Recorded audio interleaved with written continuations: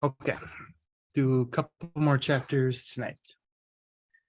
So chapter 29 is titled The Peace March. Maxie Hammerman was able to finish General Anna's new pushcart just in time for the Peace March by using, with General Anna's permission, his electric drill and power saw, which we know normally he doesn't use. Normally he just uses hand tools. It was true what Maxie Hammerman had told the police commissioner about General Anna's preferring the work on her cart to be done by hand. But we are at war, said General Anna. It is more important that I should have the cart in time for the Peace March. Maxie Hammerman said afterward that the greatest compliment anyone ever paid him was General Anna's remark when she saw her cart. She said, "Even with electric tools, Maxie Hammerman can make a cart every bit as good as his father made by hand." Maxie was so proud of this compliment that he personally bought General Anna a cartful of the best quality apples and pears so that she would make the best appearance possible on the day of the Peace March. As Mr. Jerusalem had suggested, the Peace Army was divided into 3 groups of about 170 pushcarts each. Mr. Jerusalem was to lead the 1st Division down West Street. Harry the Hot Dog commanded the 2nd Division, which was going to march down Broome Street. General Anna herself took charge of the 3rd Division, which was to march down Green Street. General Anna gave orders that all divisions were to report to their stations at 7:30 in the morning of the Peace March, so that they could get lined up before there was any amount of traffic in the streets. This meant that some of the peddlers had to set out before dawn to reach the street where their division was to march. The Peace March was well organized. The peddlers had all dressed in their best clothes, and many of the carts had been freshly painted for the occasion.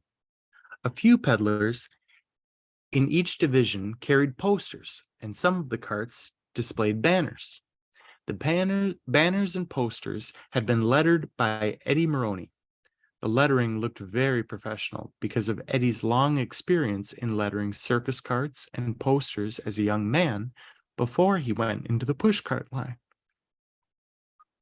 The banners read, "Peace March," some in plain and some in fancy circus letter typing. The posters, however, said different things. One said, "Be fair to the pushcarts," or another said, "Don't push the pushcarts around," or simply, "Pushcarts for Peace." Some of the posters were gaily decorated with birds and flowers and other designs that Eddie Maroney felt were in keeping with the idea of a peace march. General Anna thought a lion or two would be very nice. As Eddie Maroney was well known to be very good at drawing lions as well as his lettering. But Eddie said lions were definitely not in keeping with the idea of peace. The Peace March was almost entirely peaceful. With the 1st and 2nd Divisions, everything went exactly as Mr. Jerusalem had predicted. The truck drivers who found themselves confronted by the 1st and 2nd Divisions stopped their trucks. When the peddlers in the front lines refused to let the trucks through, and when the truck drivers saw that there were 3 or 4 solid blocks of pushcarts backing up those front lines, they realized there was nothing they could do. They agreed among themselves that they could not smash their way through a full block of pushcarts, even if they were angry enough to want to. It was not that the trucks could not have broken a path through the carts. The difficulty was that while the drivers had been arguing with the peddlers about letting them pass, the banners and posters had attracted a large audience. If the drivers had challenged the Peace Army, and if anyone had been hurt, it would have been quite clear to the spectators who had been the aggressor, and that the truck drivers had rammed their carts intentionally. It was annoying to the drivers to have to give in to the pushcart peddlers, but they had no choice. Traffic had piled up so rapidly behind them that they could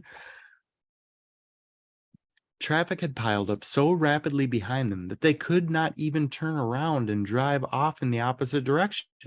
They were stuck. So, on both Broome and West Streets, the drivers were forced to agree, however bad-humoredly, to the conditions named by Mr. Jerusalem and Harry the Hot Dog. This was simply a promise to ask the three to meet with Maxie Hammerman and work out a peaceful settlement to the problems that had led to the Pushcart War. One of the truck drivers warned Mr. Jerusalem that even if the three did agree to talk with Maxie Hammerman, that there was no guarantee that the pushcarts would get what they wanted. You can see the inside of one of the truck drivers, and he sees just a huge crowd of people with their banners and posters. Mr. Jerusalem smiled. Maybe not, he said, but it is a beginning, and to talk is better than to fight. Also, added Papa Peretz, if the talk is not helpful, we can just march again. After the truck drivers had promised to ask the three to meet with Maxie Hammerman, Papa Peretz gave each of them a huge bag of pretzels as a token of goodwill. At about the same time, over on Broome Street, Harry the Hot Dog was passing out free hot dogs. And then Mr. Jerusalem and Harry the Hot Dog signaled their divisions that they were to turn their carts around and march peacefully back down the block, clearing the street for the truck drivers as a compromise had been reached. At the about-face signal from their leaders, all the peddlers swung their carts around. As the push carts could not move very fast, the trucks had to creep along behind them for several blocks, and thus it appeared to onlookers along the sidewalks as if the push carts of the 1st and 2nd divisions were leading triumphal parades, which, in a way, they were. When people occasionally clapped their hands, Papa Peretz bowed to the right and bowed to the left, like the main actor in a play. Well, this encouraged people to clap even harder, and once or twice they broke into cheers. But down on Green Street, however, the 3rd Division was running into some trouble. The first truck to be challenged by the 3rd Division of the Peace Army was unfortunately driven by Albert P. Mack. Now, Mack was driving the same mighty mammoth that had hit Morris the Florist's cart at the very beginning of the Pushcart War. Chapter 30, Mack's Attack. Let's see some more of the peace signs. Mack's Attack. When Mack saw the army of pushcart peddlers in front of him, he thought at first that he was having a bad dream. Mack had been having bad dreams about pushcarts ever since he'd hit Morris the Florist. Mack thought he must be dreaming now again, because he was on a one-way street, and he knew he was going in the right direction. And he could see in his rearview mirror at least 6 other trucks behind him, 7 trucks, Mack reasoned, could not be going in the wrong way down a street that they traveled every day. So very much confused, Mack kept on going until he was within 10 feet of the pushcarts. Now, he did stop then, tramping on his brakes so suddenly that the truck following him whammed in a terrific blow from behind. There was a shattering of glass that sounded like 1,000 punch bowls crackling up, which is exactly what it was. Mack was loaded in the back of his truck with punch bowls that morning. Mack himself was flung up against his steering wheel so hard from being hit from behind that for a minute he was certain he'd broken a rib. He gasped and blinked and peered all groggily down at the pushcarts. Well, these were certainly no dream this time. They stretched in a solid mass for as far as he could see, and Mack was furious. He socked his horn and warning the peace army to move aside and let him through. But no one moved. General Anna, with her new pushcart heaped high with the best quality apples that Maxie Hammerman had bought her, was at the very center of this front line, and she simply stood there, eating an apple as if she had all the time in the world. Mac realized that the peddlers had not the least intention of letting him through. "Say," he shouted, "what's the big idea?" "Read for yourself," said General Anna, negligently tossing the apple core right in front of one of Mac's truck tires. "It says right there on the sign." Mac could see the signs all right, but he was not interested in reading them. "Get off the street," he shouted, but none of the peddlers paid him the least attention. Some of them were doing good business with people who'd gathered to watch the peace march, and several other truck drivers who had pulled up behind Mac had climbed out of their cabs to come see what the trouble was. Now, General Anna explained to them that the peddlers would let them through if the drivers promised to let the peddlers use the streets in peace. "Why should we promise you anything?" demanded one of the drivers. "Because," said General Anna, "if you don't, we won't let you pass. Suit yourself." "Are you trying to start a fight, lady?" asked one of the drivers. When there's a truce?" said General Anna. "Why would I start a fight while there's a truce? Certainly not. I'm just going to stay here peacefully with my pushcart, and my friends will do the same." The drivers didn't know what to do. They went back to consult with Mac, who had refused to even get out of his truck and talk to the peddlers. "I'm going through," Mac said. "You can't, Mac," said one of the other drivers. There's just too many of them." "Oh, there's going to be a lot fewer in a minute," said Mac, starting his engine up. "Wait, Mac, wait," begged his friend. "You're crazy." Well, Mac hesitated. He looked down at the peace army.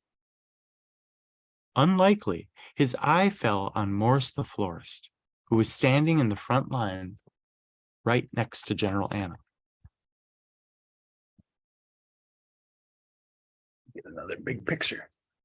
All the trucks piled up and then the pushcarts all blocking them.